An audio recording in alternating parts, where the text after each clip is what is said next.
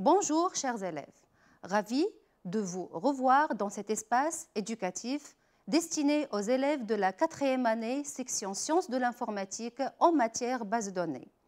Le sujet de cette séance est la manipulation d'une base de données en mode commande, où on s'intéressera à l'opération de la recherche. Cette leçon sera présentée par Madame Imen Ben Saad Harrathi, enseignante d'informatique au lycée secondaire Oqba Ben Nounefa dans le gouvernorat de Kérouan. Je vous informe que ce travail a été supervisé par M. Abdelrazak El-Bazawi, inspecteur général d'informatique. Donc, cette leçon est composée de 4 parties. D'abord, on va commencer par un rappel sur le langage de manipulation de données. Ensuite, on va vous proposer une activité de mise en situation dans la partie introduction. Puis, on va présenter l'opération de la recherche et finalement, on va terminer par un exercice d'évaluation. Donc, pour tester vos connaissances en termes du langage de manipulation de données et plus précisément l'opération de la mise à jour, on vous propose ce QCM. Travail demandé. Dans un contexte de base de données, cochez là où les bonnes réponses. Question 1. Quelle commande SQL permet d'ajouter une ligne à une table? Insert, alter ou bien create? Bien, donc la bonne réponse, c'est la commande insert, puisque la commande alter permet de modifier la structure d'une table et la commande create permet de créer une table. Deuxième question. Quelle commande SQL permet de supprimer une ligne d'une table? Delete, drop ou bien update? Donc la bonne réponse est la commande delete.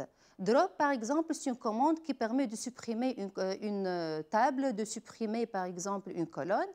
Update, c'est une commande qui permet de mettre à jour des données. Troisième question. Quelle commande SQL permet de modifier des données dans une table? Update, alter ou bien insert? Donc la bonne réponse est la commande update. Quatrième question. En langage SQL, la clause set permet de changer de nouvelles valeurs dans une ou plusieurs colonnes, permet de modifier le nom d'une colonne, permet d'ajouter un enregistrement dans une table. Vous pouvez prendre un temps de réflexion. Donc ici, la bonne réponse est la proposition 1. Cinquième question. En langage SQL, la clause where est une contrainte optionnelle qui doit être vérifiée par les colonnes à modifier, doit être vérifiée par les lignes à supprimer et utilisée avec les deux commandes delete ou bien update. Très bien, la bonne réponse est les 3 propositions. Donc, on passe à la question suivante. En langage SQL, le sous-ensemble LMD permet de mettre à jour les données d'une table, créer et modifier la structure d'une table, manipuler les données d'une table.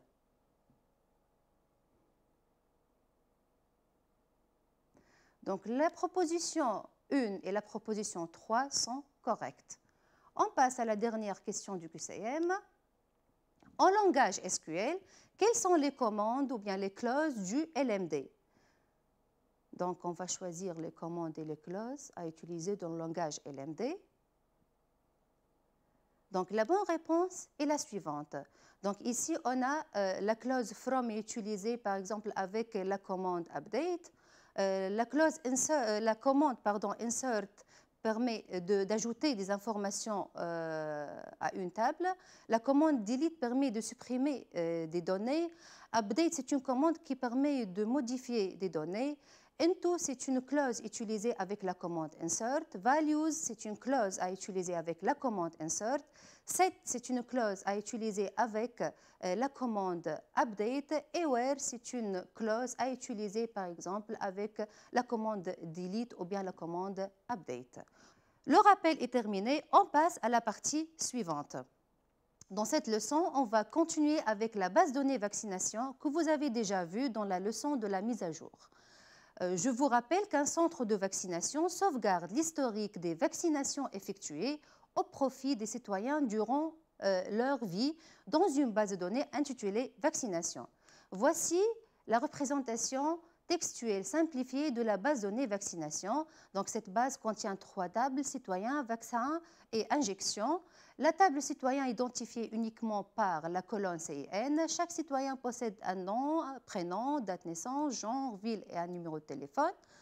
Vaccin, cette table est identifiée par la clé primaire code V. Elle possède aussi une colonne nombre de doses, description et quantité. Injection, c'est une table qui est identifiée par la clé NUM. Elle possède aussi 2 clés étrangères CIN qui provient de la table citoyen, une autre clé étrangère qui est code V qui provient de la table vaccin, et on doit enregistrer pour chaque injection la date d'injection. Voici la représentation graphique de la base de données vaccination. Ici, il existe une relation de dépendance entre la table citoyen et la table injection. La table citoyen représente la table mère et la table injection, c'est la table fille. De l'autre côté, il y a une autre relation entre la table vaccin et la table injection.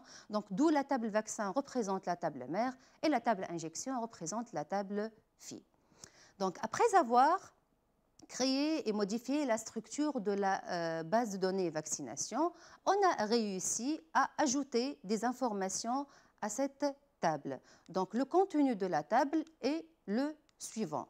Donc, avec l'opération de la mise à jour, on a aussi réussi à enregistrer un nouveau citoyen, modifier l'adresse d'un citoyen, insérer une nouvelle injection, ajouter un nouveau vaccin ou bien, par exemple, supprimer un vaccin.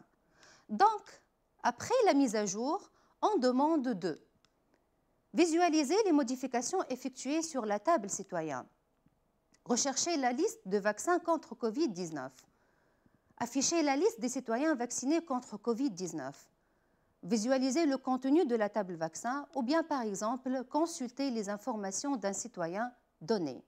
Donc, comme vous savez, le langage LMD du SQL nous offre la fonctionnalité de la mise à jour que vous avez déjà vue. Donc, cette fonctionnalité fournit 3 opérations qui sont l'opération d'ajout à travers la commande insert, l'opération de suppression grâce à la commande delete et l'opération de la modification avec la commande update. Donc, ces 3 commandes ne permettent pas de visualiser ou bien d'afficher des informations à partir de notre base de données. Donc, d'où l'utilité d'utiliser une autre opération qui est l'opération de la recherche qui fera l'objet de notre séance. On passe à la présentation de l'opération de la recherche. Donc, par définition, l'opération de la recherche des données ou bien consultation consiste à extraire et afficher des données à partir d'une base de données. Et la commande SQL qui permet d'effectuer une recherche dans une base de données est la commande select.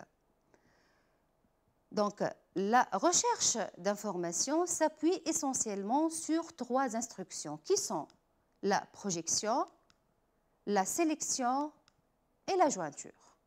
Donc, on passe à vous présenter l'instruction de la projection. Par définition, la projection, c'est une instruction permettant de rechercher un ensemble de colonnes à partir d'une table. Et voici sa syntaxe générale. Donc, bien sûr, on va utiliser la commande select, suivie par la clause distincte qui est optionnelle. Cette clause sert à éliminer les lignes en double. Puis, on peut utiliser le paramètre étoile qui désigne toutes les colonnes de la table. Ou bien on peut utiliser la liste de noms de colonnes qui représente la liste de noms de colonnes que l'on veut afficher. Et enfin, on va utiliser from non table. Cette ligne sert à se référer à la table concernée par l'opération de la sélection. Donc, la projection peut être appliquée sur une colonne. Et le résultat de la projection doit comporter toutes les lignes relatives à une colonne. Ou bien la projection peut être effectuée sur un ensemble de colonnes.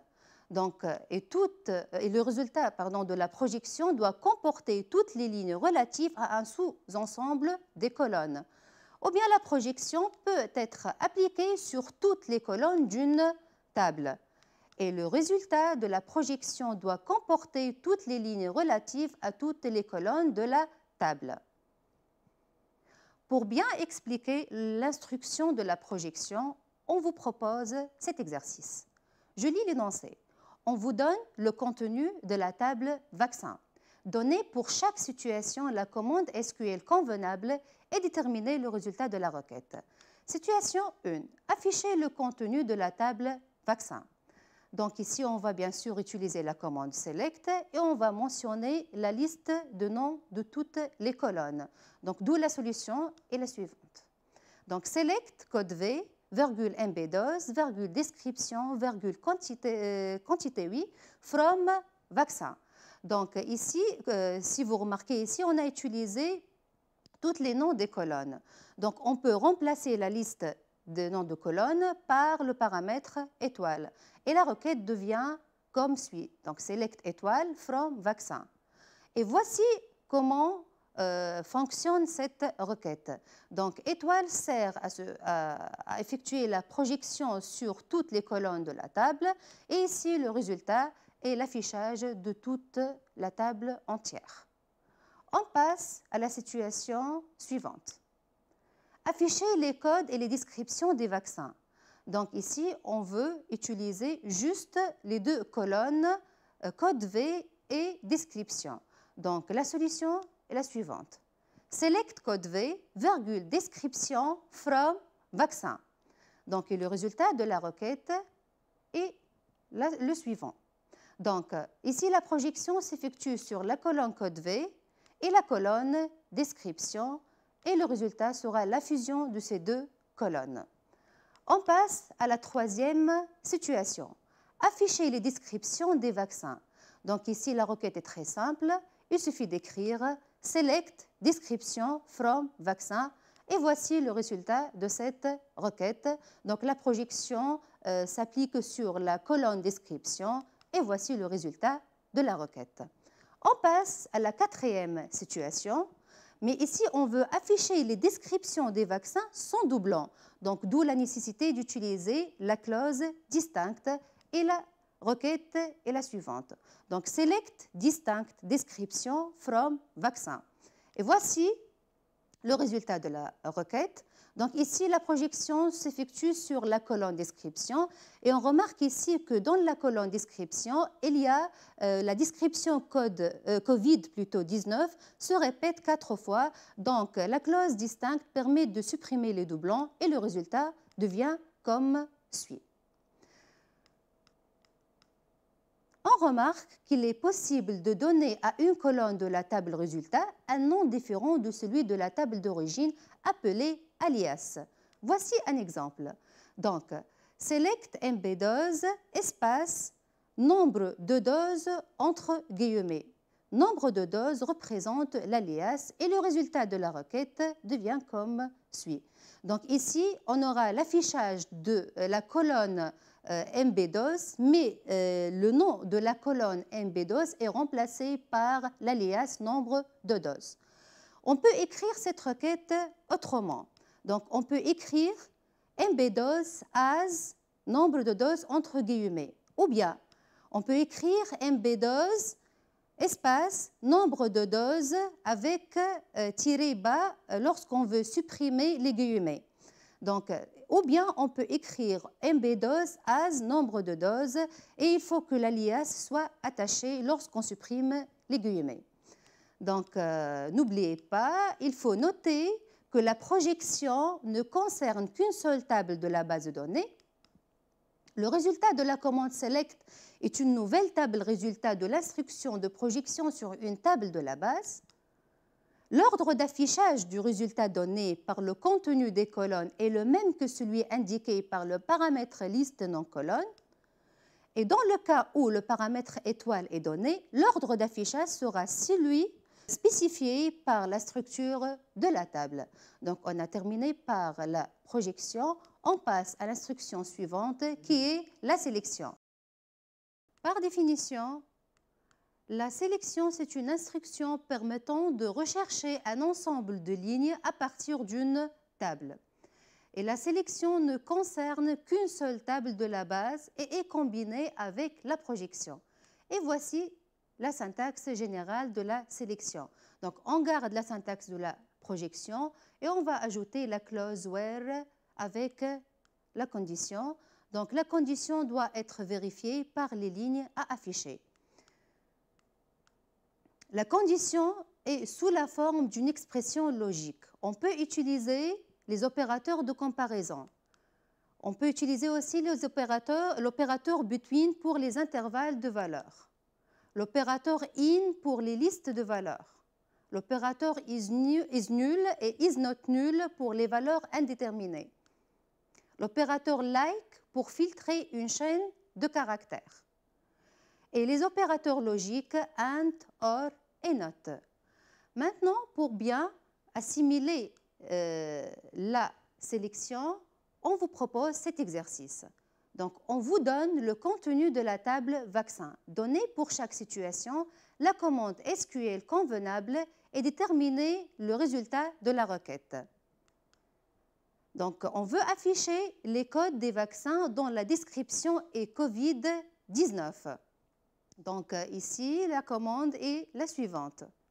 Select code V from vaccin where description égale à COVID-19.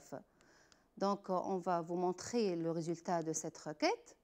Donc, la projection ici s'effectue sur la colonne code V et la sélection ici se fait en se basant sur les valeurs de la colonne description qui vérifie la condition description égale à COVID-19. Ici, il y a 4 lignes qui correspondent à cette condition et la sélection va nous fournir le résultat suivant. On passe à la situation suivante. Afficher les codes et les quantités des vaccins dont la quantité est inférieure à 300. Donc, la requête qui permet d'exécuter cette commande est la suivante. Select code V, virgule, quantité from vaccin where quantité inférieure à 300. Donc, et voici le résultat de la requête 2. Donc, ici, la projection va être appliquée sur les deux colonnes code V et quantité. Et on va vérifier les valeurs de la colonne quantité qui répond à la condition imposée par la clause where.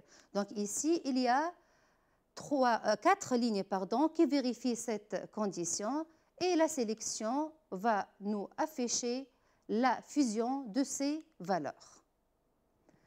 On passe à la situation suivante. Afficher les vaccins dont la description est COVID-19 et la quantité est supérieure à 90 000. Donc ici, la commande est la suivante. Select étoile parce qu'on veut afficher toutes les colonnes de la table. From vaccin, where on a ici 2 critères. La première, c'est la description qui est égale à COVID-19 et la deuxième, quantité supérieure à 90 000. Donc, voici le résultat de la requête. La projection ici s'effectue sur toutes les colonnes de la table et la sélection se fait en se basant sur les valeurs de 2 colonnes, description et quantité.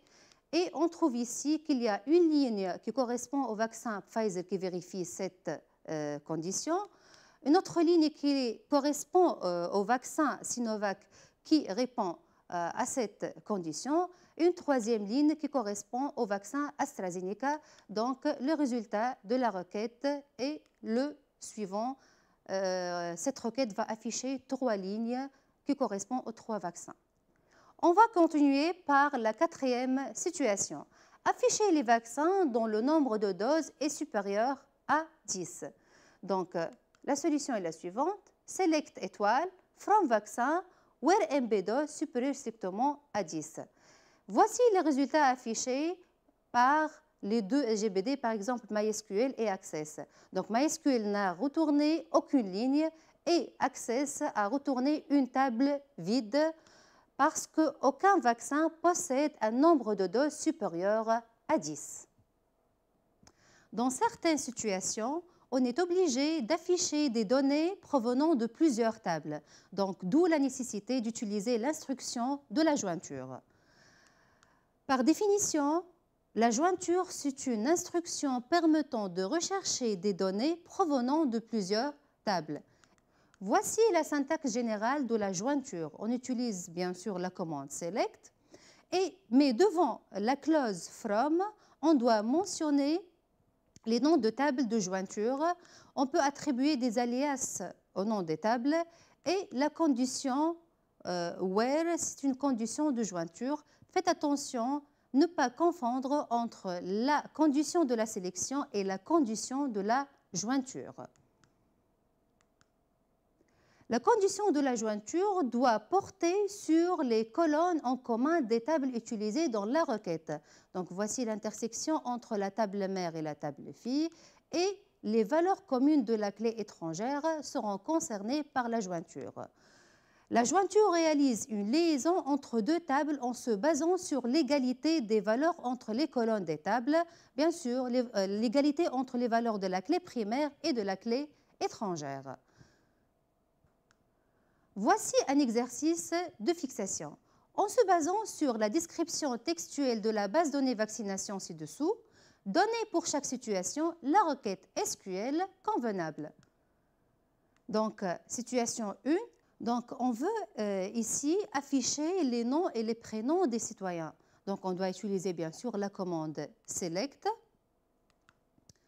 et on va écrire citoyen.nom, citoyen.prénom. Donc ici, on ne veut pas afficher tous les noms et les prénoms des citoyens, mais juste les noms et les prénoms des citoyens qui sont inscrits dans la table injection. Donc d'où la nécessité d'utiliser les deux tables citoyens et la table injection. Et on va écrire dans notre solution from citoyen, injection. Donc ici, pour utiliser les deux tables, il faut établir une condition de jointure entre ces deux tables. Donc ces deux tables sont liées grâce à la clé primaire CIN qui existe dans la table citoyen, qui est migrée à la table injection comme clé étrangère. Donc on doit écrire where citoyen.cin égale à injection.cin. Et la notation nom de la table point nom de la colonne est utilisée dans les requêtes de jointure.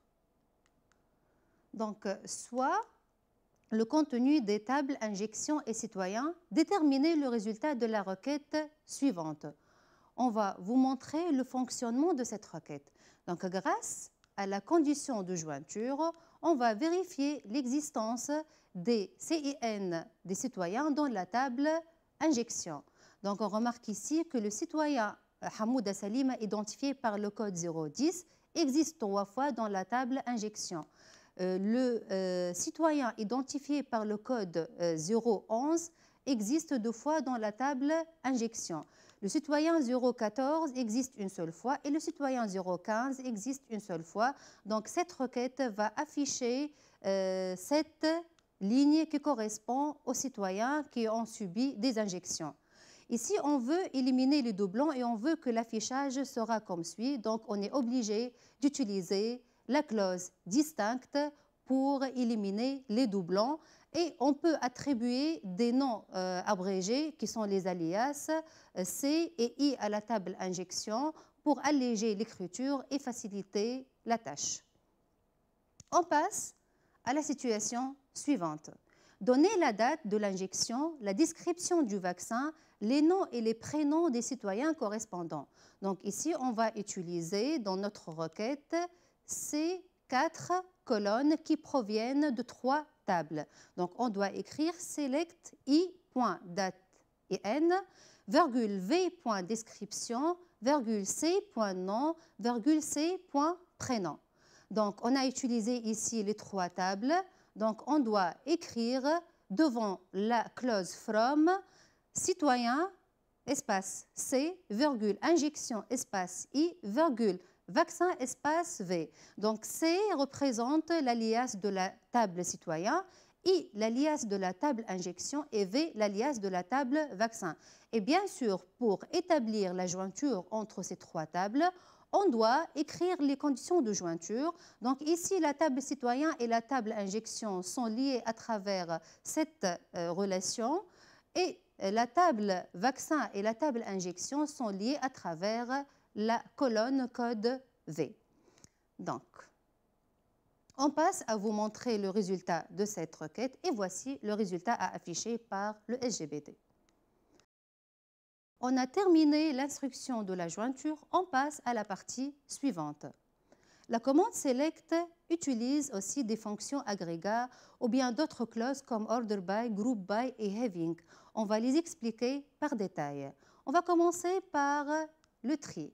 Donc le tri permet d'ordonner les lignes d'un résultat d'une requête SQL. Il est possible de trier les données sur une ou plusieurs colonnes par ordre croissant ou décroissant. Donc la clause utilisée ici est la clause order by. Voici la syntaxe générale de la recherche avec tri. On garde toujours la syntaxe de la projection et on lui ajoute une ligne qui correspond à la clause order by, suivie par non-colonne 1, ask ou bien desk, qui sont optionnels, non-colonne 2, etc. Donc, order by, c'est une clause qui exige le tri du résultat. Ask pour dire que l'ordre d'affichage est croissant. Desk pour dire que l'ordre d'affichage est décroissant. Donc, il est à noter qu'il est possible de trier sur plusieurs colonnes en les séparant par une virgule. Ask et desk sont optionnels. Par défaut, les résultats sont classés par ordre croissant. Le tri peut être associé à n'importe quel type de recherche, qui sont la projection, sélection et jointure. On vous propose cet exemple, soit la description textuelle de la table vaccin. Exemple numéro 1, déterminer le nombre des vaccins. Donc, la réponse est la suivante. Select count étoile as nombre vaccin from vaccin. Donc, cette fonction count permet de calculer le nombre de lignes d'une colonne. Ici, on a utilisé le paramètre étoile avec la fonction count. Le résultat est le suivant. Donc, ici, la fonction count retourne un seul résultat que représente le nombre de lignes de cette table. Donc, on passe à l'exemple 2. Déterminer la quantité minimale, la quantité maximale et la moyenne des quantités des vaccins. Donc, on a besoin ici d'utiliser les trois fonctions min, max et AVG. Donc, le résultat est le suivant, ou bien la requête est la suivante. Select min quantité, max quantité, AVG quantité from vaccin et le résultat affiché est le suivant. On passe à définir le regroupement. Le regroupement permet de grouper plusieurs résultats en appliquant une fonction agrégat sur un groupe de résultats. La clause SQL utilisée est group by. Donc, voici la syntaxe générale de la recherche avec regroupement. Donc, select non-colonne 1, virgule fonction, qui sont les fonctions agrégats, somme, min, max, par exemple. Entre parenthèses, on va appliquer la fonction sur une colonne 2. From, nom de la table, et le regroupement se fait avec la colonne 1. Donc, on passe à vous présenter un exemple, soit la description textuelle de la table citoyen. On veut donner le nombre de citoyens par ville. Donc, la requête est la suivante. Select ville, virgule, count, CIN, as nombre. Nombre, c'est l'alias à utiliser pour renommer le résultat count, CIN. From citoyen, group by ville. On va appliquer la fonction count sur la colonne CIN. Elle va compter le nombre de citoyens par chaque ville. Ici, dans notre table, on a deux villes, Kairouan et Nebel. Donc, le regroupement se fait en se basant sur deux villes, d'où le résultat suivant. Donc, le nombre de citoyens de Kairouan égale à 4 et le nombre de citoyens de Nebel égale à 2. On passe à la condition having en SQL. La condition having en SQL est presque similaire à where, à la seule différence que having permet de filtrer en utilisant les fonctions agrégats. Voici la syntaxe générale de la recherche avec regroupement. On garde la syntaxe de regroupement et on lui ajoute la clause having suivie par fonction non colonne 2 opérateur qui peut être un opérateur de comparaison ou bien un opérateur logique, suivi par une valeur attestée. Donc cette ligne correspond à la condition sur le regroupement et la clause having est souvent très utilisée avec groupe by. Donc voici un exemple, soit la description textuelle de la table injection. Donc on souhaite récupérer les CIN des citoyens qui ont subi plus qu'une injection. Donc la requête est la suivante, select CIN, count entre parenthèses num, from injection, group by CIN, having count entre parenthèses num supérieur strictement à 1. Donc ici, on veut afficher les groupes dont le nombre total de numéros est supérieur strictement à 1. En se basant sur le contenu de la table injection, déterminer le résultat. Donc voici le résultat affiché avec cette requête. Donc ici, le CIN 010 a subi 3 injections et le CIN 011 a subi 2 injections. Donc on a affiché ici juste les CIN qui vérifient la condition du having. Donc on va terminer cette leçon par un exercice d'évaluation. Donc je lis la première question. Soit le contenu de la table citoyen, on veut afficher les noms et les prénoms des citoyens masculins et qui habitent à Kairouan. Choisir là où les requêtes convenables. Donc voici les 5 requêtes. Donc ici la requête numéro 1. Select nom, virgule, prénom from citoyen where ville égale à Kairouan and genre like %M. Donc, cette condition like %M permet de filtrer sur la colonne genre. Donc ici, %N veut dire que le genre doit se terminer par le caractère majuscule M. Donc ici, cette requête n'est pas correcte. Donc MySQL n'a retourné aucune ligne et avec Access, cette requête est correcte aussi. Donc la deuxième requête, select nom, prénom from citoyen where ville égale à Kairouan, un genre égale à M. Donc c'est la bonne requête. On passe à la requête suivante. Select nom, virgule, prénom from citoyen where ville égale à Kairouan, un genre like M. Donc cette requête est correcte aussi. On passe à la requête suivante. Select nom, virgule, prénom from citoyen where ville égale à Kairouan, un genre like %M %. Donc MySQL n'a retourné aucune ligne et avec Access, cette requête est correcte aussi. Parce que la condition like %M % veut dire qu'on veut afficher les citoyens dont leur genre contient le caractère M. La cinquième requête, select nom, virgule, prénom from citoyen where ville égale à Kairouan, un genre like M %. Donc aussi MySQL ici n'a retourné aucune ligne et avec Access, cette requête est correcte aussi. Parce que la condition ici veut dire qu'on veut afficher les citoyens dont le genre commence par le caractère M majuscule. Donc voici le résultat affiché par les requêtes. Donc, on passe à la question suivante. Encercler les requêtes qui jouent le même rôle. Donc, on commence par la première requête. Select code V, virgule, quantité from vaccin order by 1. Donc, cette requête veut dire qu'on veut afficher la colonne code V et la colonne quantité ordonnées par le code V selon un ordre croissant. Donc ici, on n'a pas mentionné le paramètre ask. Donc par défaut, l'ordre du tri sera un ordre ascendant. Donc la requête numéro 2, select code V, virgule, quantité from vaccin order by code V desk. Donc cette requête permet d'afficher les deux colonnes code V et quantité selon un ordre décroissant. Donc la requête numéro 1 et la requête numéro 2 ne jouent pas le même rôle. On passe à évaluer la requête numéro 3. Select code V, virgule, quantité from vaccin order by code V ask. Donc cette requête permet d'afficher les deux colonnes code V et quantité selon l'ordre croissant de la colonne code V. Donc la requête numéro 1 et la requête numéro 3 jouent le même rôle.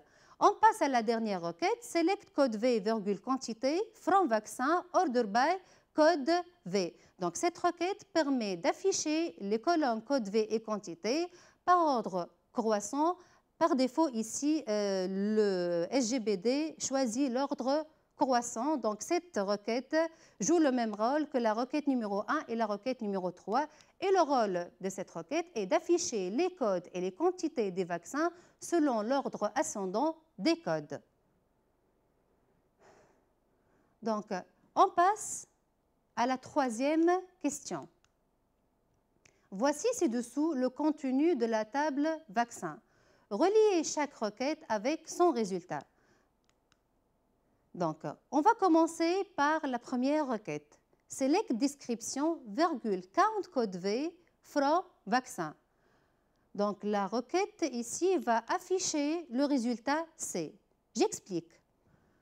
Donc, ici, puisque la fonction agrégat count retourne la valeur 10 qui représente le nombre de lignes de la table vaccin, cette fonction retourne qu'un seul résultat. Donc, SGBD se débrouille et il va choisir la première description rencontrée dans la table vaccin qui est COVID-19. Donc, cette requête ne permet pas d'afficher le nombre de lignes pour chaque description. Donc, on passe à la requête suivante. Select description, count, entre parenthèses, code V from vaccin. Group by description. Donc ici, on va utiliser la group by. Et je vous rappelle que cette clause permet d'appliquer des fonctions agrégats sur des groupes. Donc d'où le résultat est la proposition A. Donc ici, comme vous voyez, cette requête permet d'afficher les descriptions et devant chaque description, il va afficher le nombre de lignes correspondant.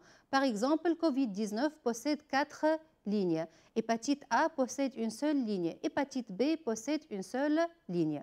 Donc, on passe à la troisième requête. Select description, count code V from vaccin group by description. On a gardé la deuxième requête et on a ajouté une condition sur le groupement qui est la condition having count entre parenthèses code V supérieur strictement à 3.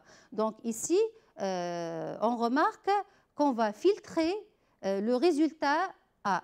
Donc on va garder juste les lignes qui vérifient la condition. Donc ici, le résultat de cette requête est la proposition B, parce que COVID-19, c'est le seul vaccin qui possède un nombre de lignes supérieur strictement à 3. On passe à la quatrième question. La restriction de la jointure a la forme suivante. Table mère, point clé étrangère, égale table fille, point clé primaire. Deuxième proposition, table mère, point clé primaire, égale à table fille, point clé étrangère. Et troisième question, table mère, point clé primaire, deux points table fille, point clé primaire. La bonne réponse, c'est la deuxième proposition. Dernière question. Soit les descriptions textuelles ci-dessus, déterminez le rôle de la requête suivante. Donc, select, distinct, description, date IN from vaccin V, injection I, where V.code V égale à I.code V.